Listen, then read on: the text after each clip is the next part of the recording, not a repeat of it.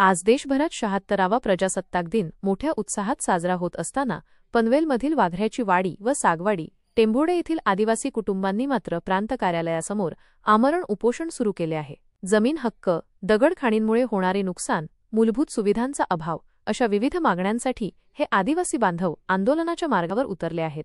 टेंभोडे, वळवली व आदईगाव परिसरातील दगडखाणींमुळे होणारे नुकसान थांबवावे आणि खाणी बंद कराव्यात। सिडकोने संपादित केलेल्या जमिनीचा मोबदला द्यावा, पिण्याचे पाणी, रस्ते आणि इतर मूलभूत सुविधा उपलब्ध करून द्याव्यात। दगडखाणींमुळे होणाऱ्या प्रदूषणावर नियंत्रण आणावे। आदिवासी बांधवांचे म्हणणे आहे की त्यांच्या मागण्या अनेक वर्षांपासून दुर्लक्षित आहेत। त्यांच्या हक्काच्या जमिनी त्यांना मिळत नाहीयेत, त्यांच्या घरांचे नुकसान होत आहे आणि त्यांच्या मूलभूत गरजाही पूर्ण होत नाहीयेत। आम्हाला कुरीपारी त्रास होतोय, आम्हाला धुळी पक्का त्रास होतोय, आम्हाला आम्ही बोलायला गेलो का आम्हाला चोऱ्या लोटतात, याचा त्रास आहे आम्हाला। धूळ आम्ही 4 आणि 8 आणे कमावून शेणे आम्हाला काय उपयोग आहे?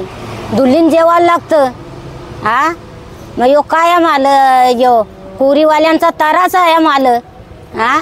पाणी नाही, काय नाही, मुकी जनावराला पाणी नाही, काय नाही प्यायला, आम्ही जेवून जगवायचं कसा हा? इतका त्रास आहे आम्हाला। आता आम्हाला आमच्या कुरी बंद झाल्याच पाहिजे, आमची मागणी पुरी करा, पुरी केल्याच पाहिजे।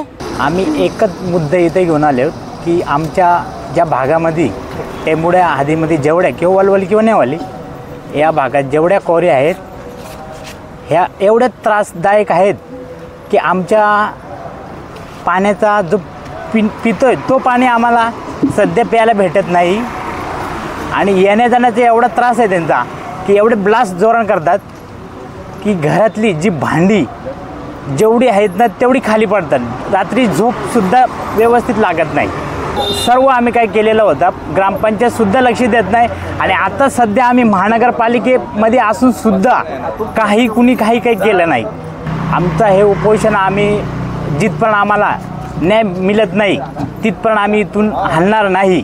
साहेब बघायला गेले तर एकदम 400-500 म्हणजे आमची घरच 80 ते 90च्या आसपास घर आहेत वरती। नेमके तुमच्याच गावाला त्रास आहे, आजूबाजूच्या गावाला पण त्रास आहे? आजूबाजूचे एक वलवली गाव पण आहेत, नेवाली आहे, टेंभोडे आहे, ह्या लोकांना सुद्धा हा त्रास आहे। तेच मुद्दा आहे की आता कोण काय घेतंय हा मुद्दा आम्हाला मेन समजत नाही की एवढे आम्ही सुद्धा एवढे प्रयत्न करतोय, एवढे लेटर देतो, प्रांतला देतो, मंडल अधिकाऱ्याला देतो, तरीसुद्धा ह्या कोरी बंद होत नाही। याचा मुद्दा काय हे पण आम्हाला समजू द्या। आज या पनवेलसारख्या ठिकाणी आज जे या आमरण उपोषणाचा निर्णय ह्या आदिवासी बांधवांना घेण्याची वेळ आलेली आहे।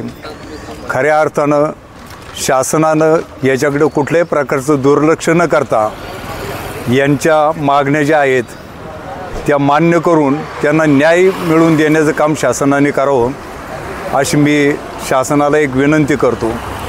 हे दुर्दैव आहे की आज प्रजासत्ताक दिन असतानासुद्धा आज अशा या आदिवासींना या ठिकाणी प्रांत कार्यालयासमोर उपोषणाला बसावं लागतं, म्हणजे हे खऱ्या अर्थाने दुर्दैव आहे। या आदिवासींना कोणीतरी यांना आधार दिला पाहिजे, यांच्या पाठीशी उभं राहिलं पाहिजे, यांच्या समस्या सोडवण्याचं काम केलं पाहिजे। या वाड्या वस्त्यांच्या ठिकाणी जर स्फोटक वापरून जर त्या ठिकाणी खाणीचं उत्खनन होत असेल आणि यांच्या घरांना तडे जातात, यांच्यावर जीवनावर परिणाम होतो, अशा गोष्टींकडे जर शासन दुर्लक्ष करत असेल तर ती अतिशय गंभीर बाब म्हणलं पाहिजे। हे जवळपास 100 ते 150 वर्षापासून यांचं वास्तव्य त्या ठिकाणी आहे आणि तिथं वास्तव्य असताना आमचा कुठल्याही उद्योग व्यवसायाला आमचा विरोध नाही, परंतु तो उद्योग व्यवसाय करत असताना तो कुठल्या ठिकाणी करावा याचं गांभीर्य असलं पाहिजे। वाड्या वस्त्यांच्या जवळ किंवा ज्या ठिकाणी लोकवस्ती आहे त्या लोकवस्तीपासून खाणींसारखे हे स्फोटक वापरून जे खाणी निर्माण केले जातात तर असे व्यवसाय हे वस्तीपासून दूर असावेत ही आमची खऱ्या अर्थाने मागणी आहे। याला खाणी बंद होत नाही म्हणजे यांना राजकीय वरद हस्त असतो यांच्या पाठीशी आणि तो राजकीय वरद हस्त असताना जर या आदिवासींना जर तुम्ही जर नामशेष करण्याच्या जर मार्गावर असेल तर यांच्याही पाठीशी कोणीतरी उभं राहणार आहे. आमची जमीन हक्क परिषद संघटना आहे, अशा अनेक संघटना यांच्या पाठीशी राहून यांना न्याय मिळवून देण्याचं काम आमच्या सारख्या संघटना निश्चित यापुढं करतील. यापुढे जर समजा आमच्या जर या आदिवासी बांधवांच्या मागण्या जर मान्य केल्या नाही, यांना जर न्याय मिळाला नाही, तर एक तीव्र स्वरूपाचं आंदोलन आमची जमीन हक्क परिषद संघटनेच्या माध्यमातून आम्ही या ठिकाणी उभे करण्याचा प्रयत्न करू. प्रजासत्ताक दिनाच्या या शुभदिनी जेव्हा देशभरात लोक स्वातंत्र्याचा आणि समानतेचा उत्सव साजरा करत आहेत, तेव्हा त्यांना आपल्या हक्कांसाठी लढावे लागत आहे ही शोकांतिका आहे. या आदिवासी कुटुंबांना न्याय मिळावा, त्यांच्या मागण्यांची दखल घेतली जावी अशी अपेक्षा आहे.